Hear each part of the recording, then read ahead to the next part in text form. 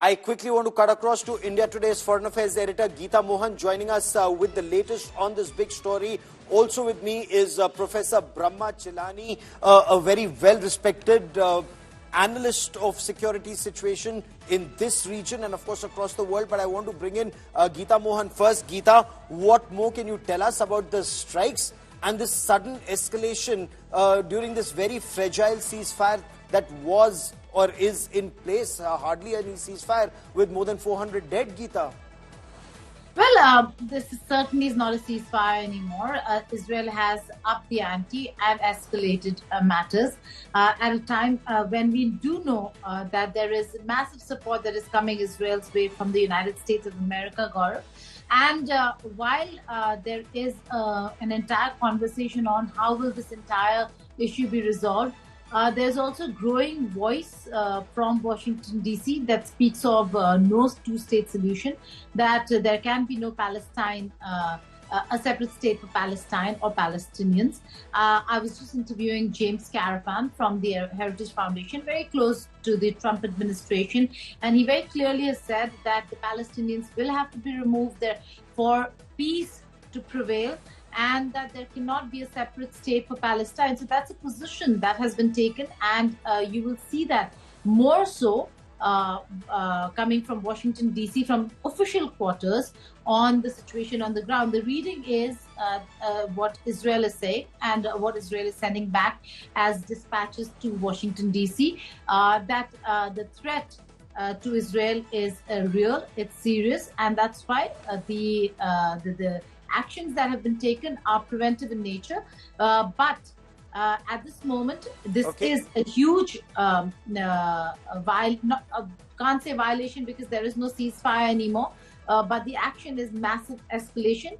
This does appear to be huge escalation. And Geeta, stay with me. Let me bring in Professor Brahma Chilani for more on this. We will focus on the conversation between President Trump and President Putin in just a moment. But before that, this big story, Professor Chilani, how do you view this? And Geeta just telling us that the Trump administration is on board. President Donald Trump had also spoken of people in Gaza Strip moving away from this region. Now, do you see that part of the plan unfolding with this airstrike, with people being asked to move to the central part of Gaza? Ultimately, will they be told to move south and continue moving south? That's an interesting question. But look at the paradox, Gaurav. On one side, Trump is pushing for peace in Ukraine. He's right now talking to Putin.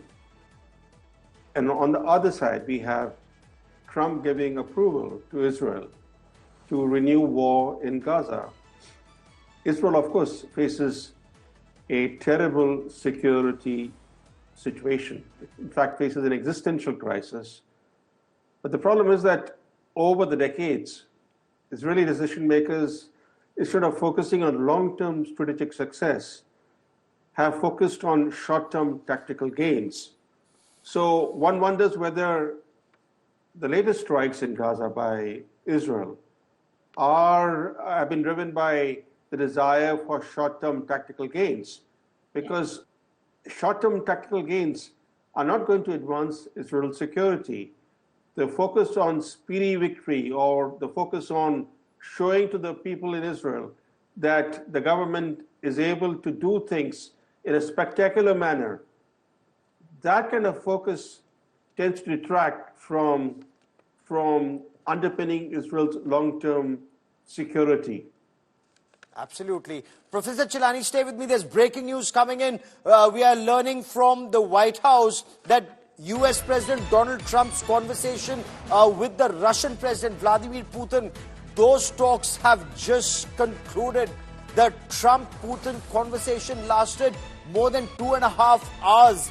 That's the information that's coming in. White House says President Trump and President Putin spoke as US seeks Russia to sign off on a plan to end the war against a very skeptical Ukraine, or if I may, at least have a ceasefire in place. We are also being joined by Xenia Kondrateva, joining us on this broadcast, editor RT. Joining us on this broadcast also with us is Donald Kauta, RT correspondent, joining us from Moscow in just a moment. But once again, I want to quickly cut across to Geeta Mohan. Geeta, any word coming in? Initially, the White House had indicated talks were being held in a positive environment and they were moving in a positive direction. Any more word coming in from the White House or from Russia on what transpired? Well, the information that's coming in is that the conversation. That's the information that's coming in. It's a long conversation. It's unprecedented. We've seen conversations in the past, but none of them last more than 5 minutes, 10 minutes.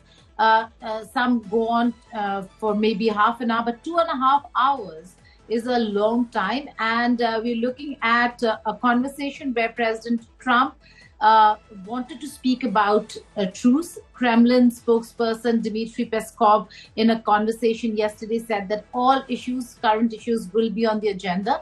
So we'll have to wait and see what are the details of the conversation that took place between President Trump and President Putin. But for now, it's a long conversation. I'm sure the thrust and the most important area of conversation over here was the truce or the peace deal between Russia and Ukraine. There were a few conditions that were laid by Russia, and that certainly had to do with no foreign forces in Ukraine, Ukraine avowing to not join NATO ever. That NATO cannot be a part of the conversation. But it's what would be more interesting, Gaurav, in this conversation, once details come out, is what did President Trump really have to offer in terms of negotiations and that's the big question. Let me quickly cut across to Moscow. Geeta, we have Donald Kauta joining us on the broadcast. Donald, welcome. What can you tell us from the Moscow studio of RT? Any word from Kremlin just as yet? Well, the phone conversation had lasted a long time, but Vladimir Putin has concluded the conversation with Donald Trump, according to the Kremlin, according to its spokesperson, Dmitry Peskov. He spoke to TASS, Russia's media agency, and the White House also told NBC that the call has ended. But, you know, we're still waiting on specifics of what exactly was discussed in this meeting, but Trump is expected to give some sort of press conference after this. It could be that Putin is ready to do the same as well. But in terms of what's expected, what has been expected to be talked about during this phone call, of course, it's the ceasefire, the temporary 30-day ceasefire that the U.S. agreed with Ukraine in Jeddah last week, and which has been trying to get Russia to agree to as well. Putin said he agrees in principle, but there are a number of moments that have to be gone over as well. Of course, Russia doesn't want a temporary ceasefire where Ukraine is going to use that time just to rearm, continue its mobilization, continue beefing up its front lines just for 30 days to end, and then for them to go back to war with Russia. So we're going to have to, I mean, new details are coming in minute by minute, so we're going to have to wait and see what both leaders are probably going to say at press conferences after this call, because it just ended like 10 minutes ago. And stay with me. Let me also bring in Xenia Kondrateva for more on this. And Xenia, Russia's red lines, as Donald was telling us, are very, very clear. They do not want Ukraine to use these 30 days to regroup, rearm, retrain, and then relaunch attacks against Russia. But how are those guarantees likely to be kept? What guarantees is Russia seeking? Well, that's a $1 million question, because Russia has been clear that no NATO peacekeeping or European peacekeeping troops would be acceptable to it. And in fact, today, as I'm speaking to you from Delhi, here at Raisina Dialogue, we had those discussions with U.S. and European officials and experts debating how actually the proposed ceasefire could be monitored. I don't think there was a clarity on that as of now. That's extremely interesting, because these 30 days, Professor Chilani, one, how will that ceasefire be maintained? Two, how does Russia ensure that Ukraine is not armed either by the US or, more importantly, US may not, but European counterparts? Europe is talking about arming Ukraine, providing even troops on ground, whether it's for peacekeeping or other purposes. Those Russian concerns, any word, how is that likely to be addressed, sir? Well, Russia is making advances on the battlefield. It has momentum in its favor. So any kind of temporary ceasefire will stall that momentum. It'll work to Russia's disadvantage militarily, not diplomatically, but militarily for certain. But Trump has invested political capital in bringing an end to hostilities in Ukraine. He may be seeking more than a 30-day ceasefire. He may be seeking something, he might be seeking a temporary ceasefire as a step toward enduring peace. I think that probably is his goal. And he wants an end to hostilities within his first 100 days in office. So I don't expect an announcement to be made immediately that Russia has agreed to a ceasefire. But I think in the coming weeks, there will be a lot of pressure on Putin to accept an end to hostilities, an end to the fighting. And it's not just for Russia's sake or for Ukraine's sake. It's for America's sake too. You know, we tend to forget as if Trump is doing it for the good of the world, as he to use his own words. He's doing it for the good of America. He's doing it to cut America's losses and to shift strategic focus from Europe to the Indo-Pacific, where America's real enemy, China, is located. Oh, absolutely. One of his efforts also perhaps would be, and that's something that we will discuss maybe a little later, is to wean Russia away from China's or dragon stranglehold, as many in the West describe it. But Donald, is there clarity whether it's an off-the-record conversations with Kremlin or on-record conversations with Kremlin on what happens to territory that Russia has in its control, apart from Donetsk and Luhansk, Zaporozhye, for example? Well, in terms of what the United States has said, I mean, we've already seen officials from the Trump administration saying that Ukraine is going to have to come to terms with the fact that it's not going to return its borders to pre-2014 levels. I mean, they claim to have Crimea, to have Lugansk and Donetsk. These are places that have been essentially completely integrated into Russia. And as your other guest mentioned, Russia's making serious advances on the battlefield, right? So, of course, the ceasefire, if it doesn't meet Russia's goals in the military operation, it's not going to be beneficial for Moscow at all. And so, you know, Russia's not going to settle for anything less than international recognition of Kherson, Zaporozhye, Donetsk, Lugansk, and Crimea, all places that voted to become part of the Russian Federation. Putin's not going to settle for anything less than international recognition of that, especially when he's got the upper hand on the battlefield. And the Trump administration has basically told Zelensky that that's a reality he's going to have to come to terms with. Okay, and that will be extremely difficult for President Zelensky to come to terms with and sell it to his people, and not be seen as perhaps a sellout or a complete surrender. But what's the situation, the factual situation in Kursk, and what are Russia's red lines in this conversation, Donald, before I bring in Xenia? Well, one of the main things that Putin said with regard to this, after we saw Steve Witkoff come to Russia to present this ceasefire proposal, the Ukrainian forces in Kursk that are now surrounded were discussed, and Trump, of course, had pleaded with Vladimir Putin to spare their lives, and Vladimir Putin said that he's ready to do that if those Ukrainian soldiers lay down their arms and surrender. They'll be treated in accordance with international law. Again, we have to remember that Russia just launched a super effective pipeline surprise offensive against the Ukrainian forces in Kursk that have basically annihilated Ukrainian positions in most of the region. And so we're still waiting on if Zelensky is going to give an order to those troops to surrender and lay down their arms, because if they don't, Vladimir Putin recently said time's running out and the Russian offensive will continue. So, Xenia, when we look at the situation right now, because on India Today, we get you all sides of the story. We're getting you the Russian perspective, the American perspective, the Ukrainian perspective, also, so that we know there's forward movement. But in your conversations and the way we are seeing Europe and America don't appear to be on the same page. Is that an apprehension for Russia? Europe will continue to arm Ukraine? Well, definitely that's what we hear from the European leaders, from the European speakers. That was my personal experience today. as we heard Europeans speak at the Raisina Forum, that they see Russia as a threat and that they support Ukraine. They also see what is important here.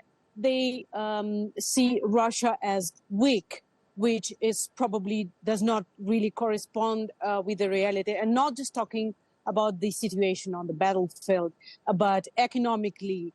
I think Europeans, and that's what the expert community is discussing, that the Europeans is probably still living in sort of a bubble and have sort of a cliche mentality when it comes to Russia. And it will be difficult, I mean, for real peace talks, for real peace negotiations on Ukraine to proceed, that probably has to change.